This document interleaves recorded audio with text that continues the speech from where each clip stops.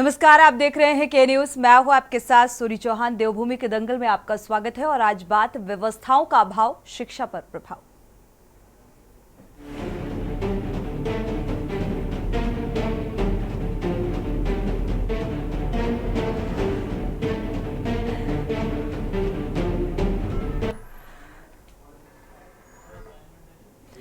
देवभूमि उत्तराखंड में शिक्षा का स्तर लगातार खराब होता जा रहा है और शिक्षा की बेहतरी का दावा करने वाली सरकार के दावे शिक्षा विभाग की रिपोर्ट ही खोल रही है। राज्य के सरकारी स्कूलों का हाल ये है कि लाखों और करोड़ों रुपए खर्च करने के बाद भी बच्चों को ना तो बेहतर शिक्षा मिल पा रही है और ना स्कूलों की इमारतों की हालत ठीक है और ना ही बच्चों को पीने के पानी और शौचालय आदि की सुविधा मिल पा रही है। और ऐसी स्थिति में बच्चे जाएं तो जाएं कहां? आपको बता दें कि उत्तराखंड में मॉनसून की भारी बारिश के बीच राज्य के करीब 60% सरकारी स्कूलों के भवनों की हालत बिल्कुल ठीक नहीं है और सरकारी स्कूल लंबे समय से मरम्मत के लिए तरस रहे हैं। इनमें से 1174 स्कूल ऐसे हैं जो जर्जर हालत में हैं और शिक्षा विभाग की हालिया रिपोर्ट की अगर बात की जाए तो ये चौंकाने वाली बात सामने आई इस रिपोर्ट के जरिए। दूसरी ओर राज्य के करीब 1011 प्राथमिक विद्यालय ऐसे हैं जहां लड़कियों के लिए शौचालय की सुविधा तक नहीं है, जबकि राज्य के 841 प्राथमिक विद्यालयों में लड़कों के लिए शौचालय की सुविधा नहीं है। शौचालय निर्माण की ये स्थिति तब है जब पिछले एक वर्ष में 154 प्राथमिक विद्यालय बंद हो चुके हैं। अब इस मामले में राज्य में सियासत भी तेज हो गई है। सरकार का दावा है कि शिक्षा की बेहतरी के लिए लगातार प्रयास किए जा रहे हैं, बजट की कोई कमी नहीं है और सभी सुविधाएं बच्चों को उपलब्ध कराई जा रही हैं। विपक्ष का कहना है कि सरकार के सभी दावे हवा हवाई हैं। सवाल यही है कि आखिर जब बजट की कमी नहीं है तो फिर ऐसे हाल क्यों देखने को मिल रहे हैं, सवाल क्यों उठ रहे हैं? और इसी के मुद्दे को लेकर चर्चा को आगे बढ़ाएंगे। पहले आपको रिपोर्ट दिखाते हैं।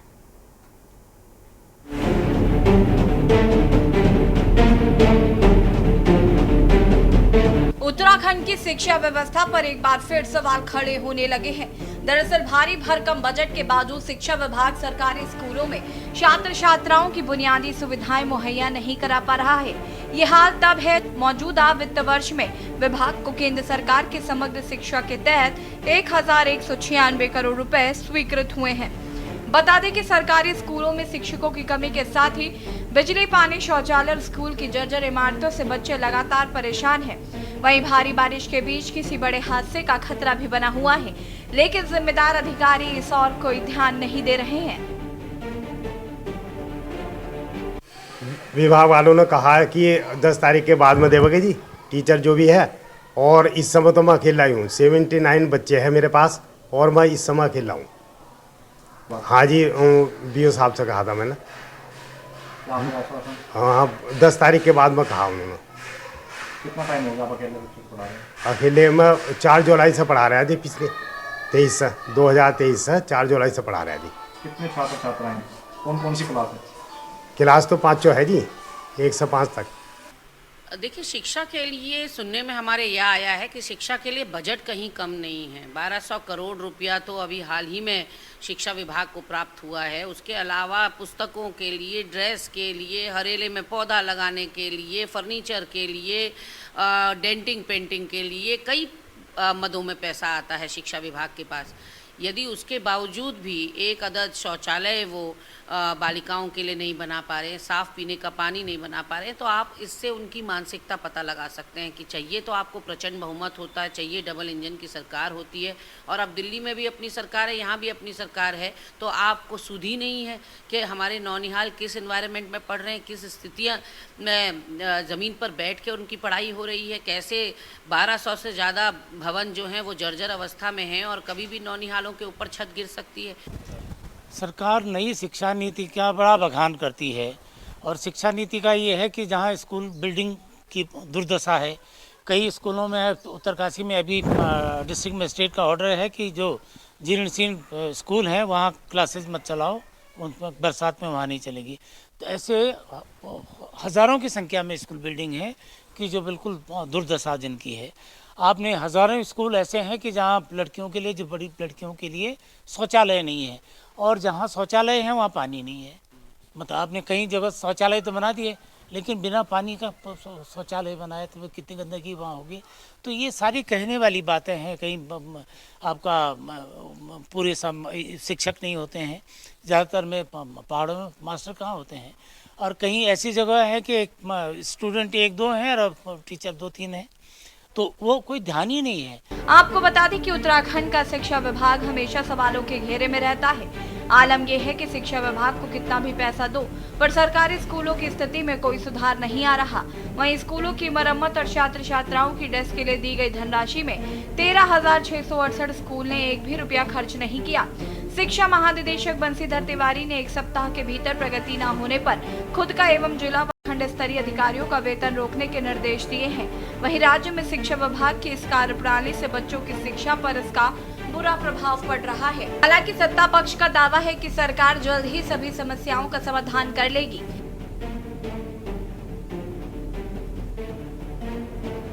शिक्षा में गुणात्मक सुधार के लिए और हर विद्यालय का भवन अच्छा हो, सुंदर हो, और उसमें हमारे जो नौनियाल पढ़ाई करें उनको एक सुरक्षित अपने भविष्य को रख पाएं, इसके लिए सरकार ने 2025 तक सभी विद्यालयों को उनका वर्गीकरण करते हुए डी श्रेणी के जो विद्यालय हैं उन विद्यालयों के भवनों के पुनर्निर्माण के लिए पहली व्यवस्था की है। और साथ ही किसी भी प्रकार की असुविधाएं बच्चों को विद्यालय में न हो, और जिस प्रकार से हमारा जो मानसून अभी पूरे प्रदेश के अंदर चल रहा है, उस कारण कई विद्यालयों में बैठने की दिक्कत होती है। उसमें सख्ती से निर्देश शिक्षा विभाग को किए गए हैं कि ऐसे भवनों में विद्यार्थियों को न बैठाया जाए जिस तरह के विद्यालय हों, लेकिन सरकार गुणात्मक सुधार शिक्षा में हो और अच्छी व्यवस्था के साथ विद्यालय भवन हो।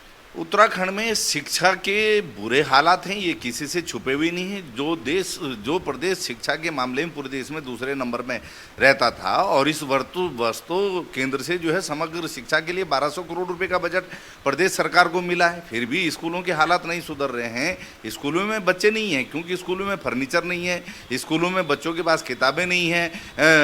अगर बिल्डिंगों की हालत देखें तो बड़ी जीर्ण हालत में है। अभी 2 दिन पहले ही समाचार पत्रों में बड़ी रिपोर्ट छपी थी कि 1200 स्कूलों में लगभग जो है शौचालय नहीं है बेटियों के पास। तो कैसे बेटियां स्कूलों में जाएंगी, कैसे बेटियां पढ़ेंगी, इस पर भी जो है सरकार को जवाब देना चाहिए। और इतनी बड़ी धनराशि होने के बावजूद भी अगर शिक्षा के हालात नहीं सुधर रहे हैं तो ये बहुत ज़्यादा निराशाजनक और चिंताजनक है। कुल मिलाकर राज्य में सरकारी स्कूलों का स्तर दिन प्रतिदिन खराब होता जा रहा है। हजारों करोड़ रुपए बजट खर्चने के बाद भी स्कूलों की ये स्थिति काफी चिंताजनक है। सवाल ये है कि आखिर ऐसी स्थिति में बच्चे कैसे पढ़ेंगे? आखिर ऐसे अधिकारियों पर कार्रवाई क्यों नहीं की जा रही? प्रदेश सरकार ने भले ही शिक्षा को लेकर के शिक्षा विभाग से रिपोर्ट तलब कर ली हो, भले ही 1100 कुछ स्कूलों के भवनों को लेकर के एक रिपोर्ट तलब की गई हो, लेकिन हरिद्वार देहात क्षेत्र की बात कर ले या फिर अन्य जगहों की बात कर ले, जो शिक्षा का स्तर है वो भारी तरीके से गिरता दिखाई दे रहा है। हम लक्सर के एक स्कूल में मौजूद है, राज्य के प्राथमिक विद्यालय बसेड़ी खादर लक्सर, यहाँ लिखा भी है, मैं दिखाऊंगा भी भवनों की जो हालत है वो किस तरीके से है और बच्चे यहाँ किस तरीके से पढ़ाई कर रहे हैं, क्योंकि टीचर जो है यहाँ व्यवस्था पे हैं, टीचरों की कमी दिखाई दे रही है, तो कहीं बच्चों का जो यानी कि छात्र संख्या है वो कम होती दिखाई दे रही है। बात चलते हैं अंदर, दिखाएंगे इस भवन की हालत क्या है, क्योंकि भवन जो है बहुत जर्जर हालत में है और बच्चे मात्र 59 छात्र छात्राएं हैं, जहां एक ही टीचर जो है इनको संभाल रही है। देख सकते हैं ये वो कमरा है जहां पर शिक्षा विभाग ने ये बच्चों का जो सिस्टमेट बनाया हुआ है, यानी कि जहाँ छात्र छात्राएं पढ़ रहे हैं, ये बच्चे हैं, देख सकते हैं। और ये बिल्डिंग की जो व्यवस्था है, कैमरामैन से कहूँगा जरा दिखाएंगे एक बार, ये बिल्डिंग है बरसात में किस तरीके से चूती है और किस तरीके से जो है यहाँ बच्चे इसी टपकते हुए पानी से याद बैठ करके अपनी पढ़ाई करते हैं। पहली बात तो जिस तरीके से शिक्षा का स्तर गिर रहा है और सरकार दावे कर रही है वो साफ तौर पर हवाई दिखाई दे रहे हैं। अंदर का दृश्य हमने आपको दिखाया, बाहर भी चलते हैं, क्योंकि जिस तरीके से शिक्षा को लेकर के कहीं ना कहीं दावे किए जा रहे हैं और भवनों की मरम्मत को लेकर के कहा जा रहा है, रिपोर्ट तलब की जा रही है, लेकिन ये अकेले लक्सर का मामला नहीं है। लक्सर के दर्जनों स्कूल में हमने विजिट किया है, जहां व्यवस्था पर टीचर दिखाई दिए तो 78 बच्चों पर 2 टीचर होने चाहिए वहाँ पर एक टीचर व्यवस्था पर काम कर रहा है, तो कहीं बच्चों को शिफ्ट कर दिया गया, कहीं छात्र संख्या कम होने के कारण जिस तरीके से ये कहा जा सकता है कि शिक्षा का स्तर काफ़ी गिरता दिखाई दे रहा है। ऐसे में प्रदेश सरकार इस शिक्षा के स्तर को किस तरीके से सुधार पाएगी? कैमरा पर्सन के साथ राम गोपाल, के न्यूज इंडिया, लक्सर। तो देवभूमि के दंगल में चर्चा आज इसी बात को लेकर कि शिक्षा का स्तर, बात शिक्षा के स्तर की, क्योंकि अक्सर आपने सुना होगा जो सरकार शिक्षा की बेहतरी के बड़े बड़े दावे करती है उसकी ये जमीनी हकीकत सामने आ रही थी। सरकारी स्कूलों का हाल यानी कि बदहाल हो चुका है और कहते हैं जिस देश की शिक्षा बेहतर होती है वहां का विकास आर्थिक लिहाज से भी बेहतर होता है और विकास को सीधे सीधे शिक्षा से ही जोड़कर देखा जाता है। तो जब शिक्षा का स्तर ऐसा होगा तो आप देश का विकास भाप सकते हैं। और इसी को लेकर आज शुरुआत चर्चा की। संजीव वर्मा जी हमारे साथ जुड़े हुए हैं, बीजेपी प्रवक्ता। आपका बहुत बहुत स्वागत है इस चर्चा में शामिल होने के लिए। आशीष नौटियाल जी हैं कांग्रेस से, आपका भी बहुत बहुत स्वागत है इस चर्चा में शामिल होने के लिए। पीसी थपलियाल जी हैं यूकेडी नेता, आपका भी बहुत बहुत स्वागत। दीपक मलिक जी हैं प्रदेश महासचिव हैं नेशनल एसोसिएशन के, जो पेरेंट्स और स्टूडेंट्स के क्या राइट्स हैं उसको बेहतर तरीके से रख सकेंगे, आपका भी बहुत बहुत स्वागत है इस चर्चा में जुड़ने के लिए। अरुण शर्मा जी हैं वरिष्ठ पत्रकार, आपका भी बहुत बहुत स्वागत है इस चर्चा में शामिल होने के लिए। शुरुआत आज बीजेपी प्रवक्ता से करेंगे क्योंकि सत्ता आपकी और दावे आपके, लेकिन ये दावे कहीं ना कहीं खोखले साबित होते हुए नजर आ रहे हैं। अब आप बताएंगे संजीव वर्मा जी कि भाई शिक्षा के लिए जहां करोड़ों का बजट पास किया जाता है तो कितना बेहतर काम किया गया है, क्योंकि बानगी अभी आपने देखी। विपक्ष जो सवाल उठा रहा है उठाने दीजिए, लेकिन मेरे सवालों का जवाब आप दीजिए।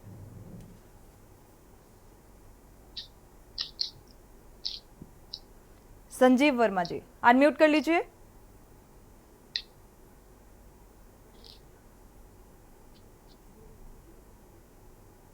आवाज मिल रही है? जी जी सुन पा रहे हैं। सोनी जी, देखिए, शिक्षा स्वास्थ्य सरकार की सर्वोच्च प्राथमिकताओं में शामिल है। और स्कूल बिल्डिंग की बात करें, फर्नीचर की बात करें और अन्य चीजों की बात करें तो यह सब कुछ एक सतत प्रक्रिया है। और आप यदि पिछले 7 सालों का रिकॉर्ड देखते हैं तो जितने भी हमारे अटल आदर्श स्कूल हैं उनमें शिक्षा की गुणवत्ता पहले से कहीं अधिक बेहतर हुई है। नए शिक्षकों की भर्ती हुई है। जितने हमारे गेस्ट टीचर हैं जिनका हम पहले 15,000 रुपए दिया करते थे, उनका मानदेय हमने 25,000 रुपए किया है। यह उसकी वजह उनका स्तर भी अच्छा हो, उनका शिक्षा में एक बेहतर गुणवत्ता वो सभी लोग ला पाए। और जिस तरह से टॉपर छात्रों की संख्या भी उत्तराखंड में पहले से कहीं अधिक बढ़ी है। और सीबीएसई पैटर्न पर हमारी पूरी उत्तराखंड की व्यवस्था को हमने लाकर आगे बढ़ाने का काम किया है। और साल दर न्यू साल आप एजुकेशन देखें तो पॉलिसी पे भी बात कर लेंगे बाद में। अभी फिलहाल ये हमारे हमारे सवाल का जवाब नहीं है संजीव जी। देखा जाए एनसीईआरटी की जो बुक्स हैं या उनको लेकर भी हम बाद में ही बात करेंगे, क्योंकि ये सवाल था ही नहीं हमारा। अभी आपने देखा हमारे संवाददाता ने जमीनी हकीकत दिखाई। मौसम किस तरीके का है अभी, बारिश, और बारिश में जो छत है वो टपक रही थी स्कूल की। ऐसी कंडीशन में यानी कि जर्जर हालात में है स्कूल, जो सरकारी स्कूल कहते हैं अब पहले से जो है बेहतर होने का। अभी आपने जिक्र किया कि भाई बेहतर हो गए हैं, अगर आप रिकॉर्ड उठाकर देखेंगे पिछले, मतलब तुलनात्मक बात आपने की, लेकिन अभी भी जो हालात नजर आ रहे हैं वो फिलहाल सुधरे हुए नहीं लग रहे हैं। संजीव जी, आपके हिसाब से कितना डिफरेंस आया बता दीजिए।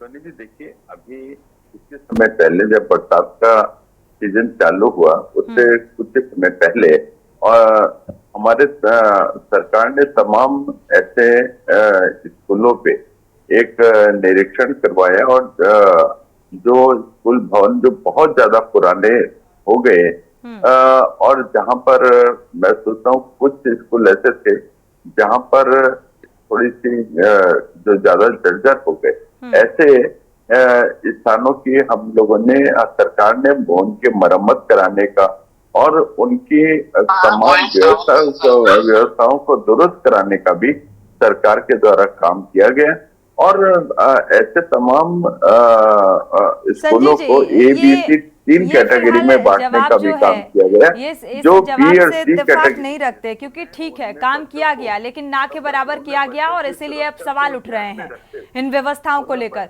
सरकारी स्कूलों की हालत जो है बेहतर होना चाहिए। संजीव जी वापस लौटेंगे, अपनी बात को पूरा करिएगा। आशीष नौटियाल जी का रुख कर लेते हैं, प्रतिक्रिया पहले साझा कर लेते हैं, इसके बाद आगे बढ़ते हैं। आशीष नौटियाल जी, शिक्षा, स्वास्थ्य और सड़क ये ऐसी सुविधाएं होती हैं जो सीधे सीधे एक दूसरे को कनेक्ट करती हैं।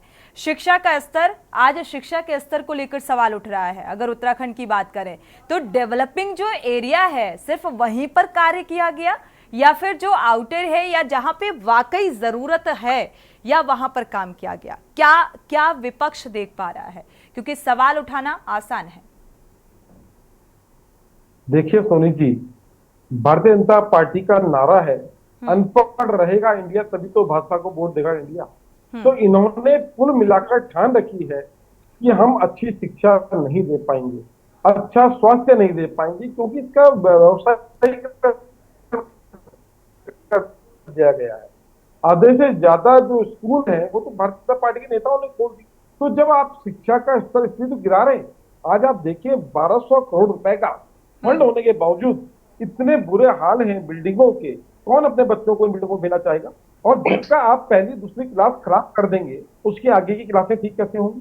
तो शिक्षा का स्तर लगातार गिरे जा रहा है। सरकारी स्कूलों में हम लोग जानते हैं, हम लोग भी 96 के अबाउट हम लोगों ने पढ़ाई करी है और सरकारी स्कूलों में ही पढ़ाई करी है। और उस समय सरकारी स्कूल का स्तर इतना अच्छा हुआ करता था, हम लोग एडेड स्कूल में पढ़े हैं कि एडमिशन लेने के लिए मारामारी, पर लगातार सरकारों ने शिक्षा का स्तर गिराने का काम किया है। गरीब से अति गरीब आदमी जो है वही बच्चों को सरकारी स्कूल में पढ़ा रहा है। जो थोड़ा भी कमा पा रहा है, जिसको अपने बच्चे की फिक्र है, वो सरकारी स्कूलों में अपने बच्चे को नहीं डालता है। अगर आप भी कमजोर कर देंगे देश, तो बच्चे का आपका देश कैसे विकास विकसित होगा आप बताएं। किस तरीके से देखें, नीचे स्तर से न्यू कमजोर की जाती है और आने वाले जब ऊपर स्तर में आते हैं तो नीट जैसी परीक्षा आप नकल कराने का काम करते हैं। अब पिछले 7 साल में 70 पेपर लीक करने का काम भारतीय जनता पार्टी के द्वारा किया गया। स्वास्थ्य का हाल देखिए, दून हॉस्पिटल में लगातार डॉक्टर अपना इस्तीफा देते हैं, डॉक्टर नौकरी छोड़ के जा रहे हैं। आपके पास न शिक्षा की व्यवस्था है, न स्वास्थ्य की व्यवस्था है। सड़कों के नाम पर देख लें, ऑल वेदर रोड आप लोग बनाते हैं और उस ऑल वेदर रोड में 90-95 सड़कें खराब हो चुकी हैं। जहां रास्ते बंद हो गए तो ऑल वेदर रोड में आप फेल हो गए। आपको अगर स्मार्ट बनाने की सोचते थे या सोचते हैं तो हमें स्कूलों को और हॉस्पिटल को स्मार्ट बनाना चाहिए, ना कि हम सिर्फ सड़कों को रंग पोतने का काम करें और बोले कि हमने स्मार्ट सिटी बना दी। तो बड़ा दुर्भाग्यपूर्ण है। शिक्षा का स्तर अच्छा होना चाहिए। अगर बच्चे पढ़ेंगे तो खुद ही रोजगार भी ढूंढ लेंगे और खुद ही स्वस्थ रहने का भी काम करेंगे। लेकिन जब शिक्षा हमारे साथ पीसी थपलियाल जी भी जुड़े हुए हैं। आशीष जी, प्रतिक्रिया साझा कर लेते हैं पीसी थपलियाल जी की भी। पीसी थपलियाल जी, शिक्षा का स्तर क्या कुछ कह रहा है आपके हिसाब से?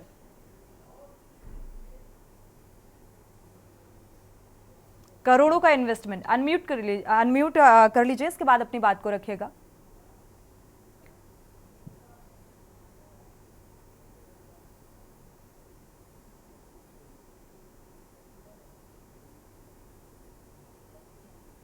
पीसी थपलियाल जी, आपकी आवाज नहीं मिल पा रही है अभी भी।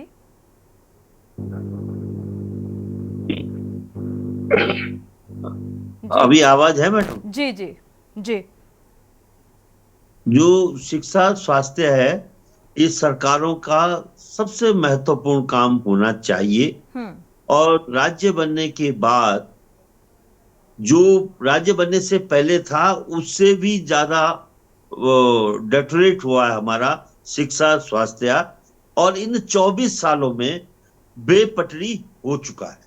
अब इसको पटरी में लाना लगभग असंभव है, क्योंकि जिस तरह की लीडरशिप हमारे पास है वो उनके बूते से बाहर है शिक्षा और स्वास्थ्य को पटरी में लाना। और सबसे दुख की बात है कि हमारे नजदीक में दिल्ली प्रदेश है और हम डरते हैं ये कहने के लिए कि सरकार जरा दिल्ली में एक डेलीगेशन भेजे और वहां के शिक्षा स्वास्थ्य का अवलोकन करते हुए उसको यहाँ पे लाए। लेकिन इससे क्या होगा कि आजकल कार्यकर्ता हैं जो पार्टियों के हिंदुस्तान और पाकिस्तान की तरह बिहेव करते हैं और वे चिपट पड़ते हैं कि तुमने वहां का नाम ही कैसे लिया दिल्ली का। और स्थिति ये है जिसने दिल्ली में एक काम किया उसको परमानेंट अंदर कर दिया उन लोगों को।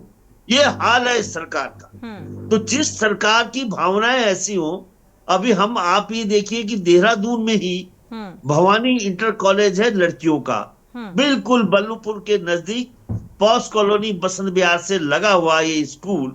वहां पे जाइए और वहां पे शौचालयों की हालत अगर आप देखोगे तो कोई भी व्यक्ति शर्मसार हो जाएगा कि राजधानी के अंदर ये स्थिति है। और प्रिंसिपल कौन है वहां?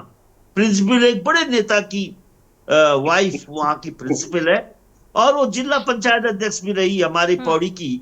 और उस समय भी वो वहां पे पौड़ी का जिला अध्यक्ष भी निभा रही थी और यहाँ का काम भी निभा रही थी। तो तब बड़ा दुख होता है कि हमारी राजनीति किन लोगों के हाथ में जा चुकी है। और इसमें एक दल नहीं, हम केवल भाजपा को इंडिकेट नहीं कर सकते, इसमें दोनों दल जिम्मेदार है। यानी कांग्रेस ने भी 10 साल बिताए हैं और वो भी ये नहीं कह सकती कि हमारे उसमें ये कर दिया था हमने स्कूलों का। आज जनता का पूर्ण रूपेण विश्वास हट गया है सरकारी विद्यालयों से। हम बार बार चिल्ला रहे हैं कि तुम्हारे से अगर स्कूल स्वास्थ्य केंद्र नहीं चल रहे हैं तो आप एक प्रोविजन है हमारे उसमें संविधान में, पंचायतों को अधिकार दो। तुम 73 और 74 अमेंडमेंट ला नहीं रहे हो और पंचायतों को अगर तुम अधिकार दे देते अपने इस विद्यालय चलाने के लिए, अपने स्वास्थ्य केंद्र चलाने के लिए, तो निश्चित रूप से एक नया चीज हमें इस नए उत्तराखंड राज्य में, अभागे उत्तराखंड राज्य में दिखती। लेकिन ना हम वो कर रहे हैं और ना हम वो कर रहे हैं कि जो सफलता पूर्वक पूरा विश्व कह रहा है कि जो सिस्टम दिल्ली ने अपनाया उसका अगर अमेरिका अप्रिसिएशन करता है, उस अमेरिका की प्रेसिडेंट की पत्नी आकर बोलती कि ये बहुत अच्छे संचालित हो रहा है, तो यहाँ की राजनीति क्रोधित होती है, आक्रोशित होती है और उस बेचारी महिला का भी ट्रोल करती है। ऐसी राजनीति हम इस समय हमारे सिर पे है और उसको हम झेलने के लिए मजबूर हैं। हमारे बस में कुछ नहीं है। लीडरशिप पर सवाल है। यहाँ पर देखा जाए सरकार करोड़ों का बजट पास करती है और फिर सवाल इस बात को लेकर कि आखिर वो इन्वेस्ट कहाँ पर हो जाता है।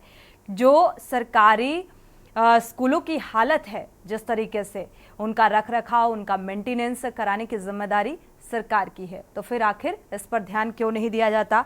क्या ये मान लिया जाए कि राजनीतिकरण ने शिक्षा के स्तर को गिरा दिया है? ब्रेक का वक्त हो रहा है। ब्रेक से वापस लौटेंगे तो अरुण शर्मा जी और दीपक मलिक जी का रुख करेंगे।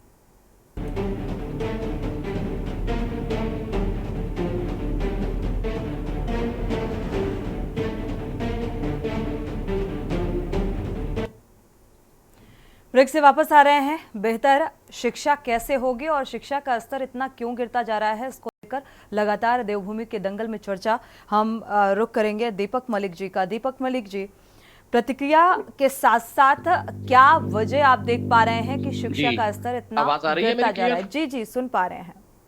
हाँ जी दीपक जी, आपको आवाज? दीपक जी, आपको आवाज मिल पा रही है?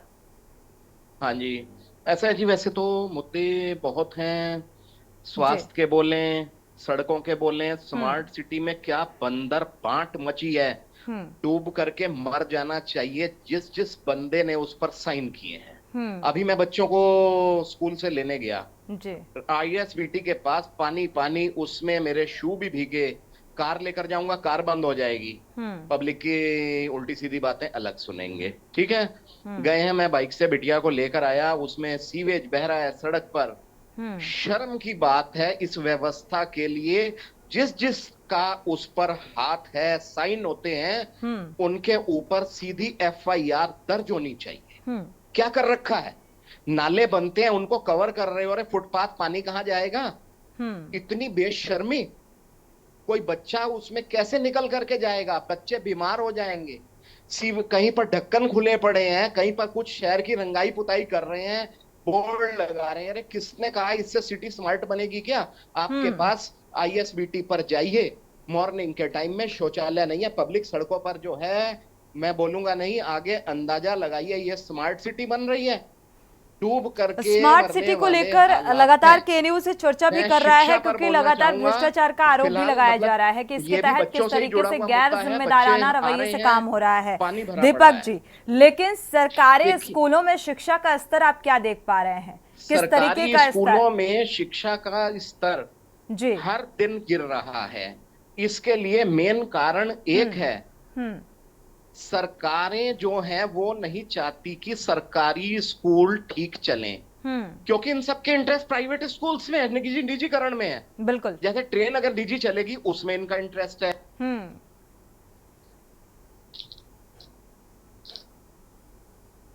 जी खा रही है, जो पैसेंजर हैं, जो जनरल कंपार्टमेंट है या इसमें स्लीपर में, वहां कोई मतलब नहीं, वंदे मातरम चलानी है। इसी तरीके से प्राइवेट स्कूल जो हैं वो सरकार के ऊपर हावी हैं, और प्राइवेट स्कूल और सरकार कोई सी भी रही हो, पिछली सरकार रही हो, ये रहे हो, कोई से भी रहे हो, इनके बीच में एक गठबंधन है।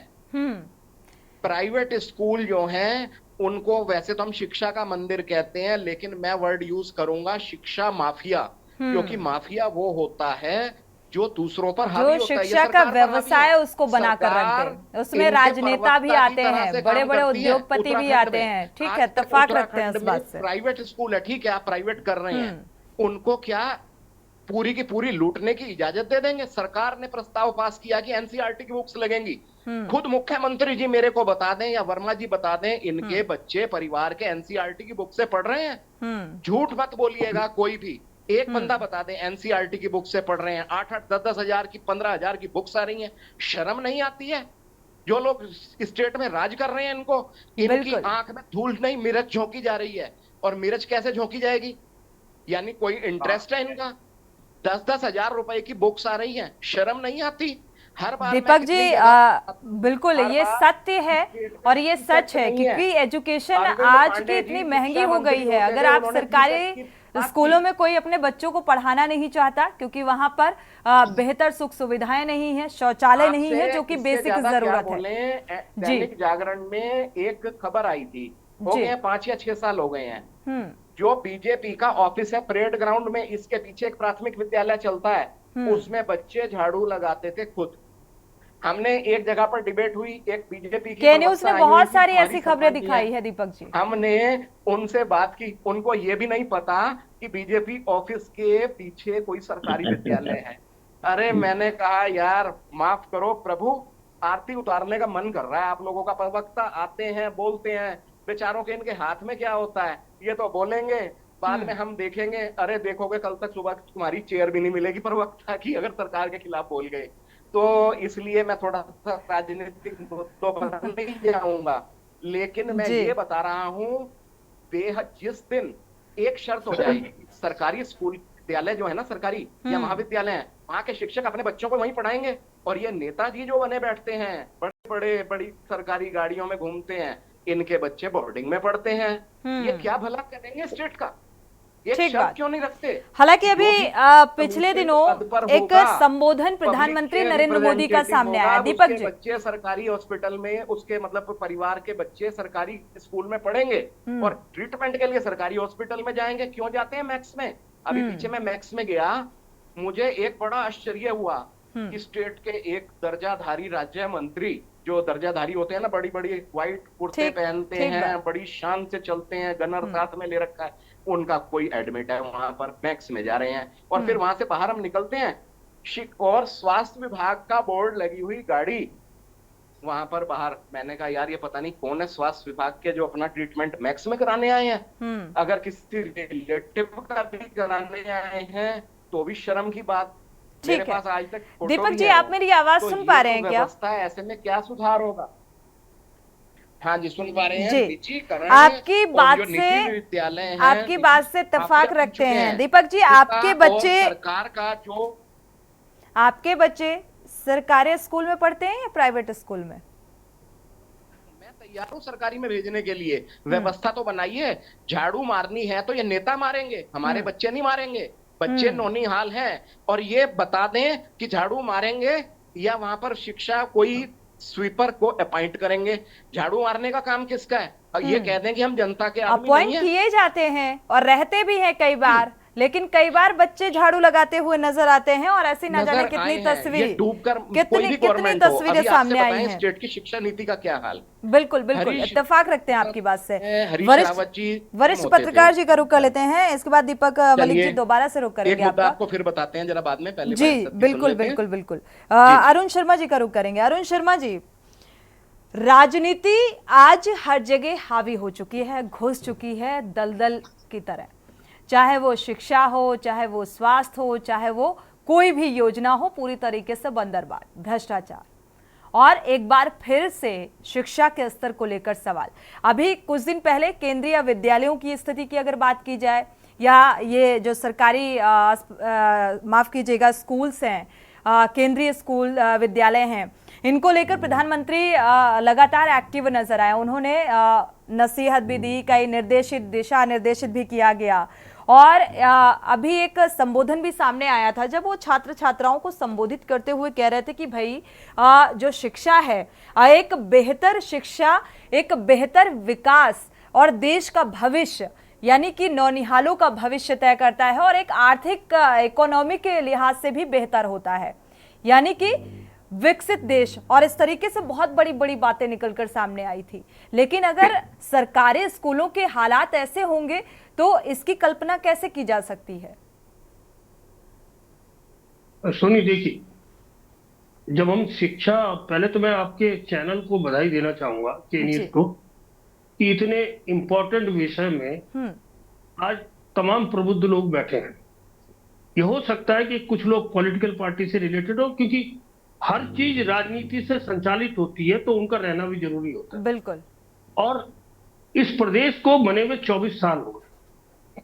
अगर 24 साल में हम अपनी व्यवस्थाएं नहीं सुधार पा रहे हैं तो निश्चित तौर पर कहीं ना कहीं ये सारी व्यवस्था की कमियां हैं।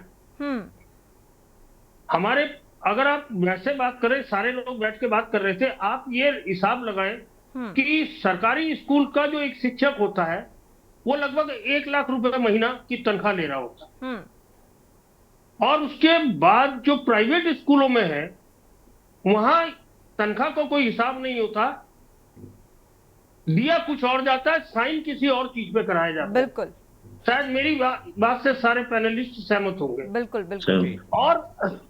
और ये आप ये देखिए, उसके बावजूद हम सभी लोग अपने बच्चों को प्राइवेट स्कूलों में पढ़ाना चाहते हैं। उसका कारण है बहुत बड़ा, क्योंकि वहां व्यवस्थाएं दुरुस्त है, वहां खेल का मैदान है जो हम चाहते हैं, वहां सिक रूम अलग बना हुआ है। किसी बच्चे की तबीयत खराब हुई तो वहां उनके पास फार्मासिस्ट है, डॉक्टर्स है, एकदम से उसको प्राइमरी ट्रीटमेंट दिया जा सकता है।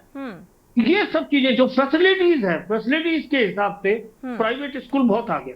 मैं खुद, मेरी माँ सरकारी टीचर थी और मैं खुद प्राइमरी मैंने सरकारी स्कूल से पढ़ी, और मैंने कभी अपनी माँ को छुट्टी लेते हुए नहीं देखा।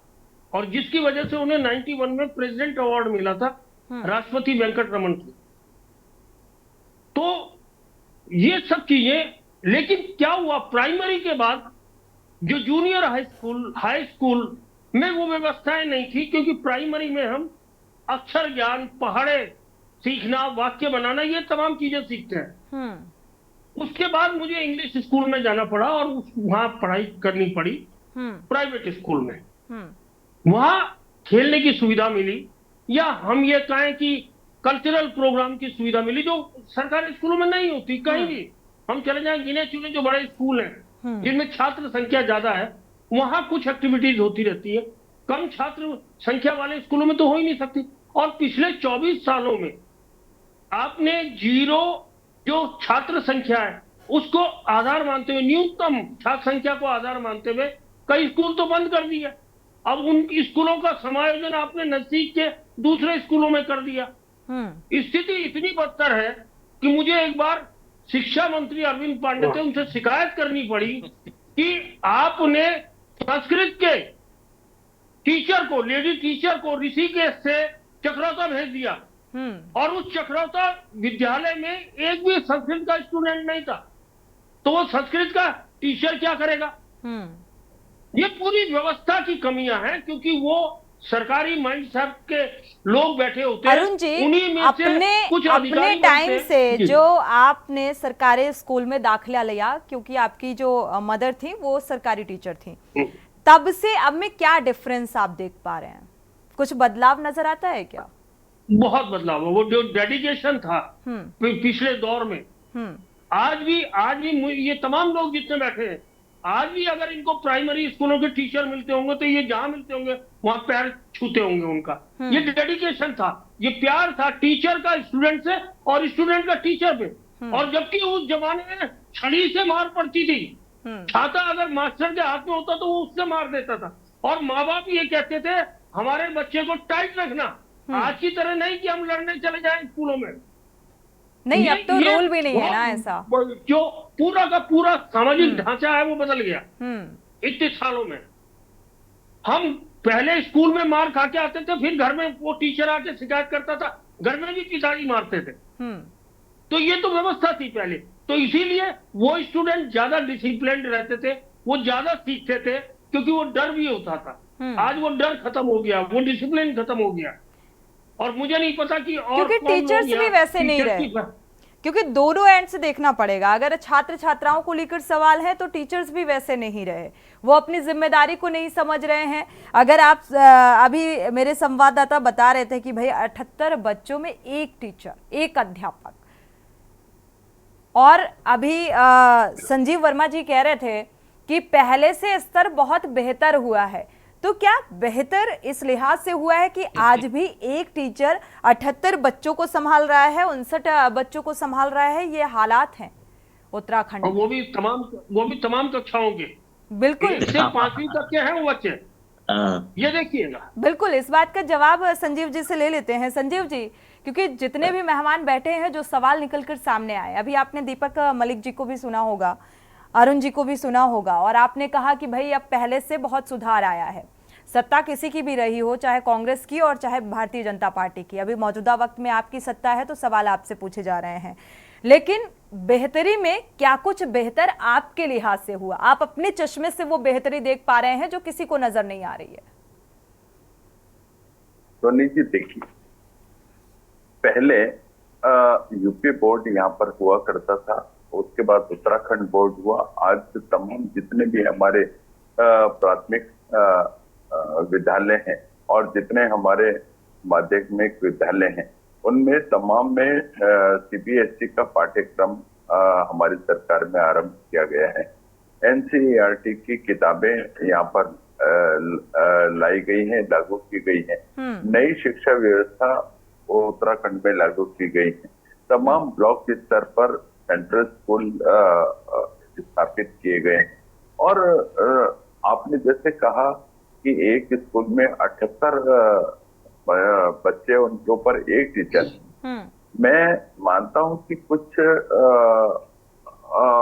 एक तरह से पर्याय हम ऐसा बोल सकते हैं। कोई मोस्ट ऑफ स्कूल्स ऐसे हैं और इसीलिए तो हम ये सवाल उठा रहे हैं। और कहीं पर इस प्रकार की कोई व्यवस्था रही होगी, लेकिन सरकार उसके ऊपर भी लगातार ध्यान कर रही है। और तमाम कई जगह ऐसे हैं कि जहां पर बच्चे कम हैं। शिक्षा को लेकर कितना कार्य किया गया हमें इतिहास में नहीं जाना, हमें शुरुआती दौर की बात भी नहीं करनी है। करोड़ों का बजट किस तरीके से इन्वेस्ट किया गया सरकार के द्वारा। और शौचालय, 1200 स्कूल्स ऐसे हैं जहां पर शौचालय नहीं बने हैं। आप सोचिए, ये बेसिक जरूरत होती है और आप कह रहे हैं कि भाई काम हुआ है। बेहतरी। सोनी जी सोनी जी, मेरे को बोलने में प्लीज। देखिए, आपने शौचालय की बात कही, तो ऐसा कोई भी स्कूल नहीं है कि जहाँ पर शौचालय ना हो। हाँ, कुछ एडेड आपने संजीव जी कह दिया और मैंने मान लिया। कुछ एडेड स्कूल्स होते हैं जहाँ पर शौचालय तो है, लेकिन हो सकता है उसके अंदर जो साफ सफाई की व्यवस्था उसमें कुछ कमी रही होगी।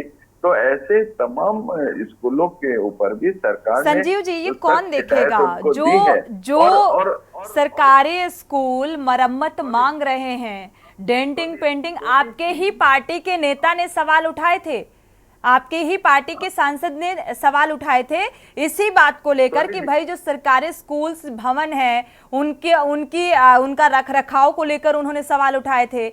और अब तो विपक्ष सवाल उठा रहा है। विपक्ष का भाई काम है, लेकिन ये सवाल उठ क्यों रहे हैं? इस बात पर सरकार गंभीर कब होगी?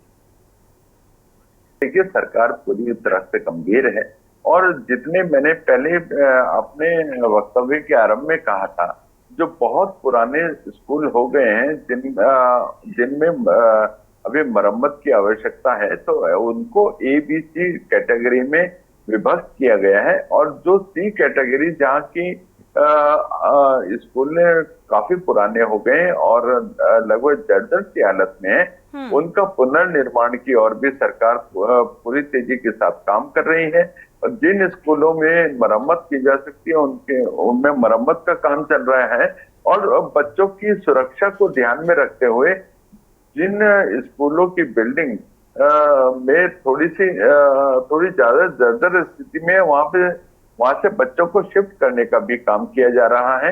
आपने शिक्षा में गुणवत्ता की बात करी, तो आप यदि पूर्व में और आज में एक कंपैरिजन करते हैं, तो हमारे जितने बच्चे पहले टॉपर्स हुआ करते थे, आज टॉपर्स की संख्या में अपेक्षाकृत बहुत ज्यादा वृद्धि हुई है। सरकार ने माननीय मुख्यमंत्री श्री पुष्कर सिंह धामी जी जो लगातार जितने टॉपर्स हैं उनको पुरस्कृत करने का काम कर रहे हैं। स्कूलों के हालात इतने अच्छे हैं संजीव वर्मा जी, आपके भी बच्चे होंगे और आपके बच्चे क्या सरकारी स्कूलों में आप पढ़ा रहे हैं? आपको बेहतर से बेहतर सुविधाएं हम लोग प्रदान करेंगे।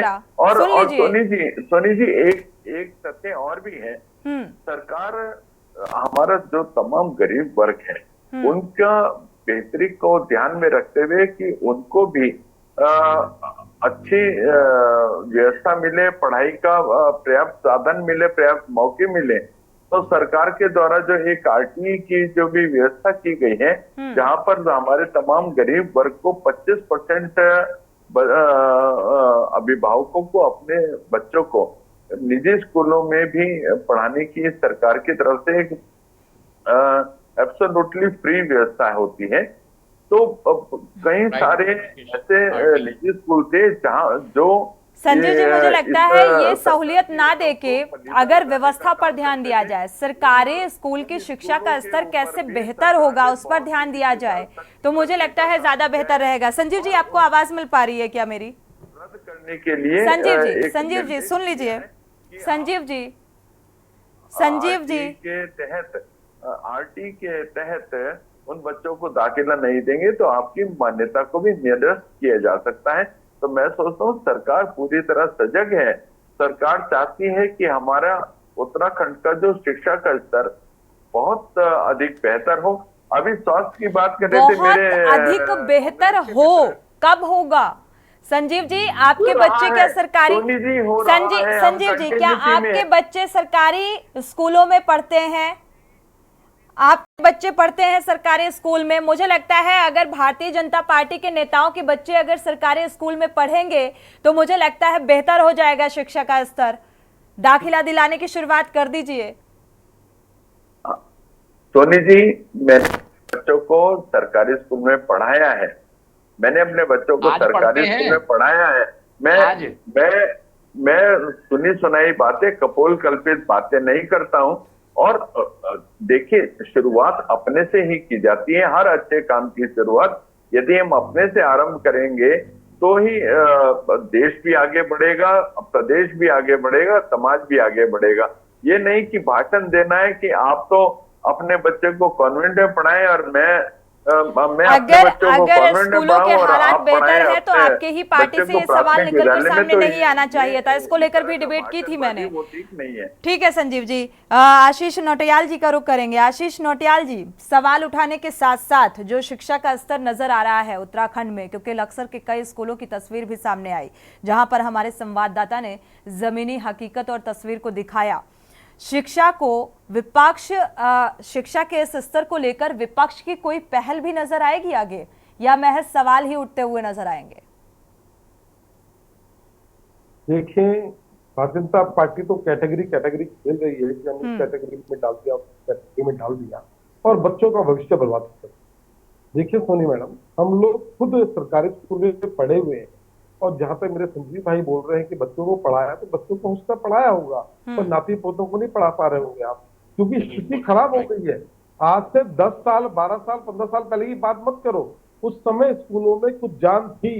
हमारे टाइम पे जब स्कूल में पढ़ा करते थे सोनी जी, तो उस समय बड़े लोगों के बच्चे सरकारी स्कूल में पढ़ते थे, छोटे लोगों को तब भी तड़पना पड़ता रहा कि अपने बच्चों को कैसे सरकारी स्कूल में डाले, इतनी व्यवस्थाएं होती। देहरादून में आप Gandhi school, Chennai school, Sadhuram school, कई स्कूल थे जहां लोगों को लाइन लगती, 1600 बच्चे, 2-2 हजार बच्चे थे उन स्कूलों में। आज 100 बच्चे भी नहीं रह गए, अब जबकि कह रहे हैं कि खाना फ्री देंगे। खाना नहीं चाहिए, शिक्षा का स्तर चाहिए। शिक्षा का स्तर अगर अच्छा होगा तो मुझे लगता है हर व्यक्ति अपने बच्चों को सरकारी स्कूल में पढ़ाना चाहेगा, और अगर सरकारी स्कूल में पढ़ाएगा तो उसकी आर्थिक स्थिति अच्छी होगी। शिक्षा और स्वास्थ्य दो चीजें ऐसी है जो किसी भी मनुष्य की आर्थिकी को खराब कर सकती है। अगर शिक्षा और स्वास्थ्य हमें सही मिल जाए, सरकारी मिल जाए। देखिए, स्वास्थ्य की अगर बात करते हैं, तो अगर आप सरकारी अस्पताल में जाते हैं तो आपको दवाई लिख के घर भेज देगा, आप बच जाएंगे। पर आप प्राइवेट अगर अस्पताल में जाते हैं तो तुरंत इतने टेस्ट करेगा और आपको आईसीयू तक पहुंचाने का काम करेगा। इस जो अस्पताल है निश्चित सरकारी ही होने चाहिए, ज्यादा से ज्यादा सरकारी अस्पताल खुलने चाहिए, डॉक्टर अपॉइंट होने चाहिए। आज सरकारी अस्पतालों में डॉक्टरों को कम तनख्वाह दे रहे हैं, इसलिए डॉक्टर नौकरी नहीं कर रहे हैं। क्या दिक्कत है ज्यादा तनख्वाह देने में, बताएं? पैसे का तो भरमार है इनके पास। 1000 करोड़ स्मार्ट सिटी में लगा सकते हैं, क्या आप 1000 करोड़ से अच्छे डॉक्टर नहीं अपॉइंट कर सकते, अच्छे हॉस्पिटल नहीं बना सकते, अच्छा एजुकेशन नहीं दे सकते? क्या नहीं? और यहाँ पे एजुकेशन के लिए आप बता रहे हैं 1200 करोड़ रुपए पड़े हैं आपके पास, उसके बाद ऐसी हालत क्यों? सरकार को निश्चित सरकारी स्कूलों में ध्यान देना चाहिए।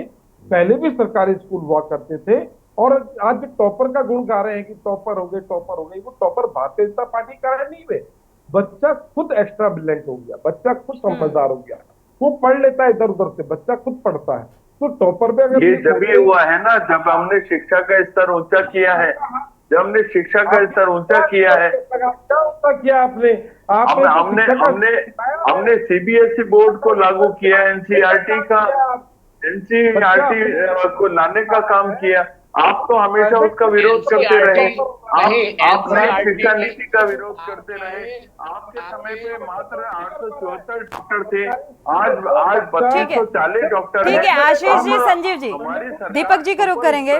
डॉक्टर लगातार नहीं है, दीपक जी का रुख कर लेते हैं। ठीक है संजीव जी, आशीष जी, दीपक जी का रुख करेंगे। सीएससी पीएससी सेंटर में पर्याप्त डॉक्टर्स की, दीपक जी का रुख करेंगे। इक्विपमेंट्स की व्यवस्था है। संजीव जी रहने दीजिए, पता है सभी को पता है, जिस पर काम करना चाहिए सत्ता पक्ष को उस पर काम करना, उस पर फोकस करना चाहिए। मुझे लगता है कैसे बेहतर होगा और शिक्षा का स्तर उस पर। आशीष जी और संजीव जी चेंजेस वॉल्यूम कम कर दीजिए। दीपक जी का रुख करेंगे। दीपक जी, आपको आवाज मिल पा रही है? सारी बातों को आपको देखना चाहिए। सारी सड़कें दीपक जी 95 सड़क खराब पड़ी इस समय। दीपक जी, शिक्षा का स्तर कैसे बेहतर होगा? जिस समय आपकी सरकार थी 3-3 और महीने किसे जिम्मेदार माना जाए? नहीं थे बरसात के बाद। चलते थे, पैदल नहीं चल पाते। आज 24 घंटे के अंदर कोई बड़े से बड़ा कोई भी रोड होता है, 24 घंटे के अंदर। ये मुद्दा नहीं है, सड़क पर फिर कभी बात कर लेंगे। संजीव जी, आशीष जी, जो डेंजर जोन है, जहाँ पर ज्यादा बारिश होती है वहाँ पर दीपक जी, आपको आवाज मिल पा रही है? और तमाम हैवी सुन पा रही है मशीन जी? वहाँ पे जी deploy दीपक की जी, हुई है। आप शिक्षा का स्तर आज जो है इसके हर लिए समय negative किसको जिम्मेदार राजनीति के माना ऊपर जाए मत और आइए। साथ ही ये कैसे बेहतर होगा, क्योंकि सवाल लगातार उठाए जा रहे हैं। देखिए, ये सड़कों के मुद्दे अगर हम उठाने लगे प्राथमिक चिकित्सालयों के, तो नाइट हो जाएगी, हमारा डिनर भी इकट्ठे ही चलेगा सभी लोगों का। लेकिन हल कुछ नहीं मिलेगा। सत्तारूढ़ दल से तो सवाल होता ही है।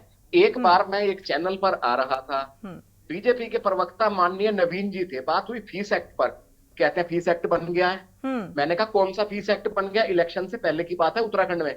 मैंने कहा इस साल में इलेक्शन आ रहा है, इसलिए आप फीस एक्ट की घोषणा कर रहे हैं? कह रहे हैं फिर वही बात कर दी आपने, आप राजनीतिक बात कर रहे हैं। अरे मैंने कहा आप राजनीतिक हो तो आपसे हम जवाब नहीं मांगेंगे क्या? फिर कहते हैं लास्ट में वही क्वेश्चन आ गया, पुरानी सरकार से तो आपने पूछा नहीं कभी। मैंने कहा यार अब चाचा नेहरू का नाम मत ले देना, आपके पास लास्ट में एक ही उपाय मिलता है 70 साल में।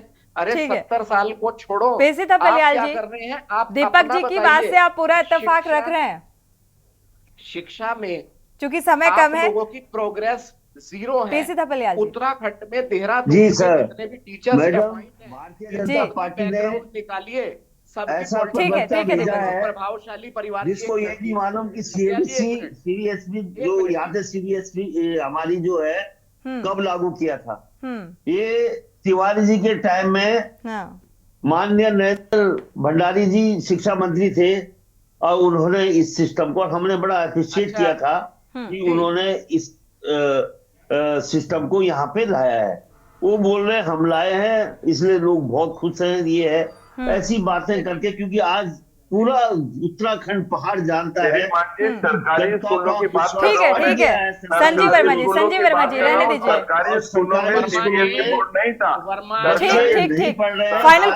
फाइनल कमेंट अरुण शर्मा जी का ले लेते हैं। अरुण शर्मा जी, क्योंकि आजकल अगर सक्षम व्यक्ति है तो वो प्राइवेट स्कूलों में ही अपने बच्चे का दाखिला कराना चाहता है, क्योंकि सरकारी स्कूलों की हालत शायद वैसी नहीं है जैसी वो सोचते हैं एक बेहतर एजुकेशन अपने बच्चे को दिलाने की।